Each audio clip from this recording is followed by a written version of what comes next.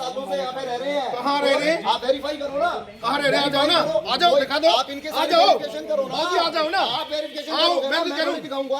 कौन आप दिखाएगा? वेरिफिकेशन करो। हाँ ना, फिर दिखाओ आप कौन से साहब, आओ तो सही। आप वेकेंट करने के ऑर्डर दिखाओ ना मेरे को, कौन से हैं। कोई बात नहीं, हमारे पास कोर्ट की कॉपी है एसएचओ साहब। ये कोई तरीका नहीं है।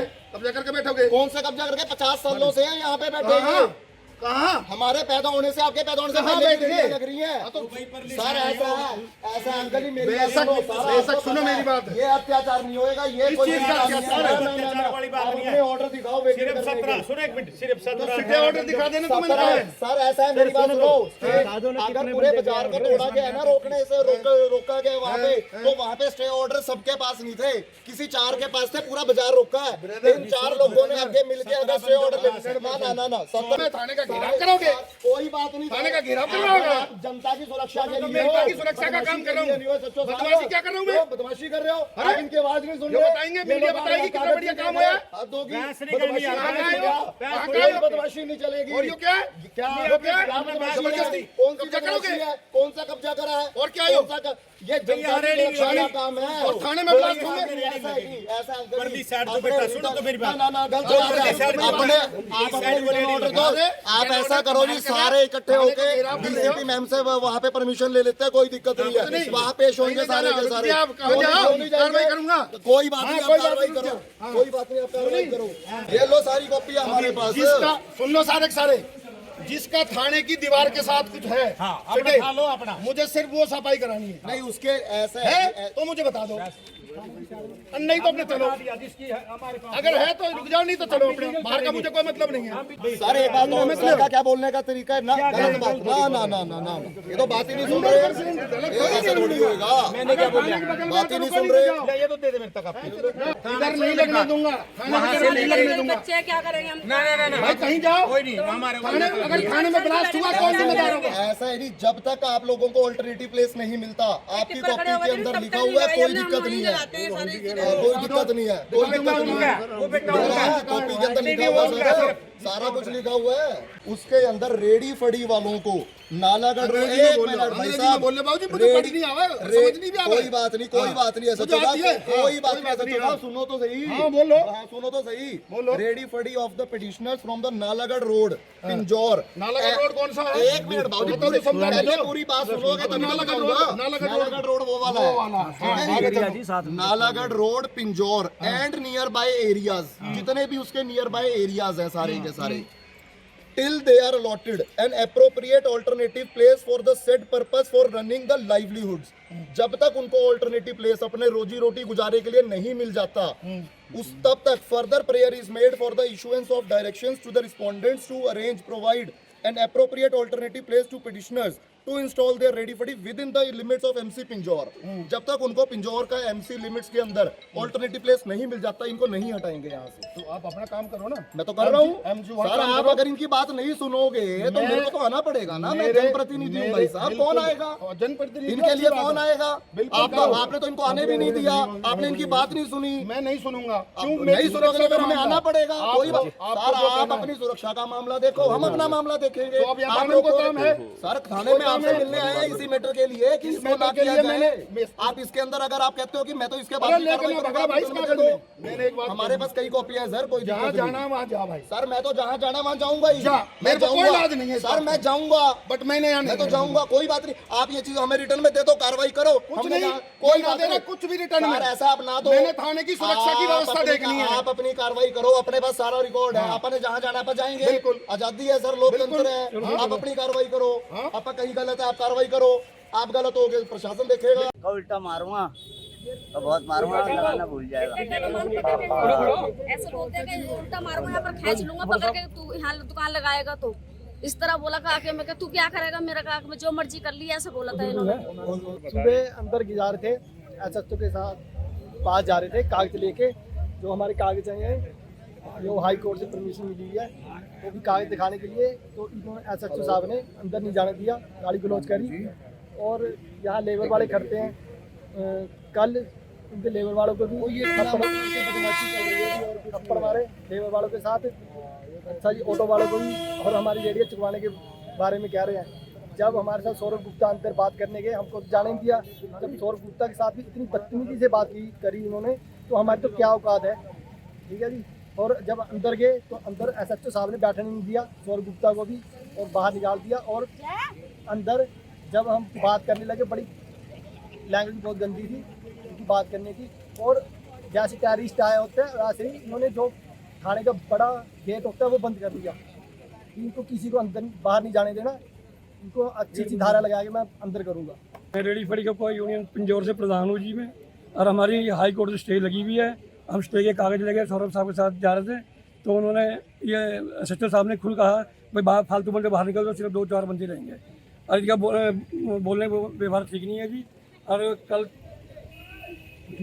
कल ही इन्होंने बता दें हाई कोर्ट की स्टे है, इन्होंने सबको हम दिखाना चाह रहे थे, हमारी बात तो सुनते ही नहीं। ये हमारी बात बिल्कुल सुनने के लिए ना आज राजी हैं कल राजी हैं। 2-3 दिन से कल मुजरिमों में थप्पड़ मारे हैं, तो तुम यहाँ से भागो, यहाँ बम ब्लास्ट वगैरह ना हो जाए, पीछे थानों पे हो रखा है। तो किसी भी सुन सका आप जहाँ मर्जी जाओ। सौरभ गुप्ता जी को जब इतना कह दिया उन्होंने, तो हम तो फिर भी गरीब आदमी रेडी वाले हैं, हम क्या कर सकते हैं। MC साहब को इतनी बात कह दी, आप जहाँ मर्जी घूम लो, मैं ये उठवा के रहूँ। 40-50 साल से बैठे हैं जी, हमारे पास आधार कार्ड है, पैन कार्ड है, बैंक से लोन लिया हुआ है जी। अब गवर्नमेंट की स्टे हाई कोर्ट से लगी हुई है। तो मैडम अपनी शर्मा जी को दिखा गया था ये लेटर, तो उन्होंने कहा कि आपके साफ का लफ्जों में लिखा हुआ है भाई आपको जगह कहीं मिलेगी तो आपने उठना है, नहीं आप बैठे रहो अपना कार्य करते रहो।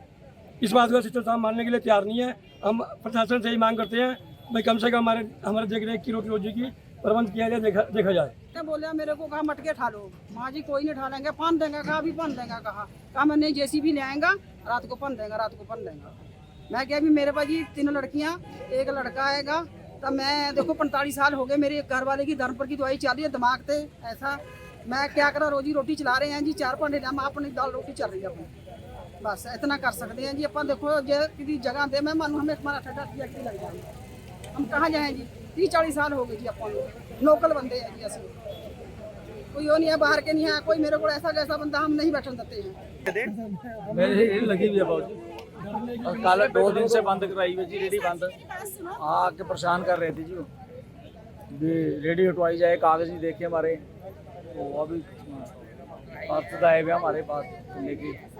यही बात हुई थी कि रेडी उठवा दो यहाँ से, सारा अपना सामान चक के ले जाओ सारा, तो हम अपने आप चुकवा देंगे, JCB के साथ चुकवा देंगे। आज प्रेस वार्ता का एक मुख्य कारण है मैम, मेरे पास 2-3 दिन से यहाँ पर जो हमारे पिंजौर बस स्टैंड पे रेडी फड़ी वाले हमारे भाई मित्र हैं, जो लगभग 40 से 50 वर्षों से यहाँ पर बैठकर अपना गुजर बसर कर रहे हैं, वो लोग अप्रोच कर रहे थे कि वहाँ पर हमारे पिंजौर से SHO साहब राजेश जी उनको ज़बरदस्ती डरा के धमका के उनके साथ गाली गलौज भी की। उन्होंने उनको ये बोला कि यहाँ से आपको हटानी पड़ेंगी अपनी रेडियाँ। तो वो लोग सिर्फ SHO साहब से मिलने जाना चाहते थे। जब ये लोग इकट्ठे होकर मिलने जाना गए वहाँ पर SHO साहब से, तो SHO साहब ने मिलने से मना कर दिया। वो अपने डॉक्यूमेंट्स जो स्टे की कॉपी उनके पास थी, जिसके अंदर ये साफ साफ लिखा हुआ है कि जब तक इन रेडी फड़ी वालों को MC की लिमिट्स के अंदर कोई स्थायी जगह नहीं प्रोवाइड होगी तो इनको यहाँ से ना हटाया जाए, वो कॉपी देखने से मना कर दिया। उल्टा वहाँ पर कुछ खड़े हुए लोगों ने बताया कि 2-3 दिन पहले कुछ लोगों को SHO साहब के द्वारा मारपीट का मामला भी आया, 2-4 लोगों को थप्पड़ मारे इन्होंने।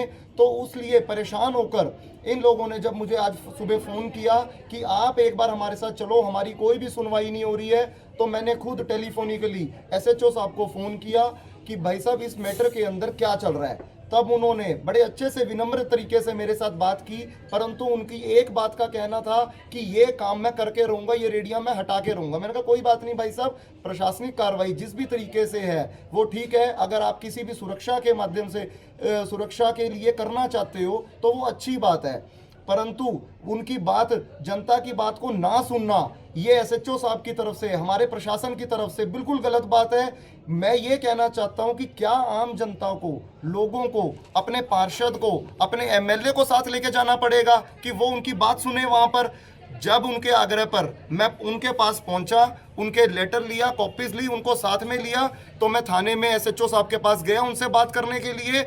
उन्होंने हम सबको, वीडियो के अंदर रिकॉर्डेड है, वो भी हम लाइव इसके ऊपर आकर वीडियो रिकॉर्डिंग के अंदर डाल देंगे, कि उन्होंने स्पष्ट तौर पर यह बोला है। एक बार दिखाना भाई साहब, मैं आपको दिखा दूं। हमारी इस न्यूज के अंदर ये स्पष्ट तौर के ऊपर यहाँ पर आ रहा है, जिसके अंदर आप एक बार सुने इसको। के अंदर ऑल्टरनेटिव प्लेस नहीं मिल जाता, इनको नहीं हटाएंगे यहाँ से। तो आप अपना काम करो ना, मैं तो कर रहा हूँ सर। आप अगर इनकी बात नहीं सुनोगे तो मेरे को तो आना पड़ेगा ना, मेरे प्रतिनिधि हूँ भाई साहब। कौन आएगा इनके लिए, कौन आएगा? आपने तो इनको आने भी नहीं दिया, आपने इनकी बात नहीं सुनी। मैं नहीं सुनूंगा, नहीं सुनोगे। ये देखिए, ये एसएचओ साहब हमारे राजेश जी स्पष्ट तौर पर कह रहे हैं कि मैं किसी की बात नहीं सुनूंगा। तो क्या एक आम जन के लिए अगर उसे कोई अपने थाने में कंप्लेंट लिखनी है, एसएचओ साहब ये चिल्ला कर कह रहे हैं कि ये सुरक्षा के लिए काम किया जा रहा है। ये कैसी सुरक्षा है मैम? ये कैसी सुरक्षा है? आप लोग बताएं कि ऐसी सुरक्षा जिसके अंदर किसी एक आम व्यक्ति को, एक पार्षद को, एक एमएलए को साथ लेके जाके अपनी कंप्लेंट दर्ज करवानी पड़ेगी, ऐसी सुरक्षा का माहौल बनाना चाहते हैं एसएचओ साहब। ये बिल्कुल गलत है, अत्याचार है गरीब लोगों के ऊपर। जब मैं वहां पर उन सबके साथ पहुंचा मौके पे, मेरे साथ किस तरीके का व्यवहार हुआ आप सब लोग देख सकते हैं। तो मेरी सब लोगों से, जनता से ये गुहार है कि किसी भी बात के लिए डरने की जरूरत नहीं है। ये थाना, ये प्रशासन, ये सब आप लोगों के लिए है। आप लोग निडर होकर जाओ, अपनी बात को रखो, अपनी बात कहो। अगर कोई नहीं सुनता तो इन एसएचओ भाई साहब से ऊपर भी हमारे पास डीसीपी मैम है, मुख्यमंत्री साहब हैं, जिन्होंने अपने सीएम हाउस के दरवाजे 24 घंटे इस क्षेत्र की जनता के लिए खोल रखे हैं। तो बिल्कुल भी डरने की जरूरत नहीं है। जिस तरीके का ये व्यवहार है, मैं अपने सभी मीडिया बंधुओं को भी ये बात बता दूं कि हमारे क्षेत्र में इस तरीके का पहले कभी ऐसा व्यवहार नहीं हुआ। एक एसएचओ को, ये वो भी एक जनता का ऐसा एक नुमाइंदा होता है जिसे वहां पर अपने पद पर बैठ के लोगों की समस्याओं को सुनना होता है, फिर उसका निवारण करना होता है। अगर वो लोग आपस में मिलके किसी भी बात को आप बैठ के सॉल्व करना चाहते तो वो 1 मिनट का काम था, पर इनकी इस तरीके के रवैये से वहां पर सारी जनता के लिए भड़कने का काम हुआ।